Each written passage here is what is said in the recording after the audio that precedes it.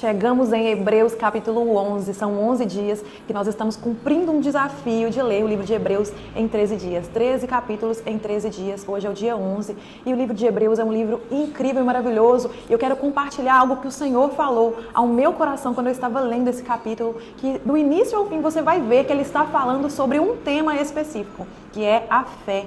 E meus irmãos, sem fé é impossível agradar a Deus, como nós lemos aqui no versículo 6. Mas o que é fé? Muitos cristãos têm dúvida. Será que eu realmente tenho fé? O que é fé? E no primeiro versículo do capítulo 11, o apóstolo Paulo ele traz uma explicação do que é fé. Ora, a fé é o firme fundamento das coisas que se esperam e a prova das coisas que não se vê. Ora, meus irmãos, nós temos um Deus que sonda o nosso coração.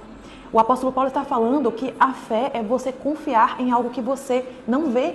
Por isso Jesus lá em João 20, 29, ele diz: bem-aventurado os que não viram, mas creram. E nós temos que voltar lá no início, lembrar de quem foi o pai da fé, que foi Abraão, sem ver prodígios e maravilhas como viram seus filhos, os filhos de Israel. Ainda assim, Abraão, ele creu, ele peregrinou em terra estranha. O que era peregrinar? Deus apontou para ele onde ele devia ir, um lugar que ele tinha preparado para ele. E ele acreditou naquela promessa. E ele foi, ele chegou a montar tendas, viver ali com seus filhos, sem saber que ali era a terra da promessa. Isso é você crer, é você confiar em algo que você não vê. Em 2 Coríntios, capítulo 5, versículo 7, diz que nós vivemos por fé e não por vista. Ou seja, você vive por aquilo que você crê e não por aquilo que você vê quando você tem fé. Olha o que diz em Hebreus, capítulo 11, versículo 6. Ora, sem fé é impossível agradar a Deus. Se você não tiver fé, você não agrada a Deus. Por quê? Porque é necessário que aquele que se aproxima de Deus creia que Ele exista. Nós estamos falando, meus irmãos, de um Deus invisível.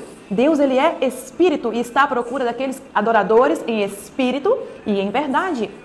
Em Colossenses capítulo 11, versículo 15, diz que Jesus, Ele é a imagem de um Deus invisível. Então, como você vai crer em Jesus se você não crer em Deus, que é um espírito? Jesus é a imagem de um Deus invisível. Jesus é a imagem de Deus em espírito.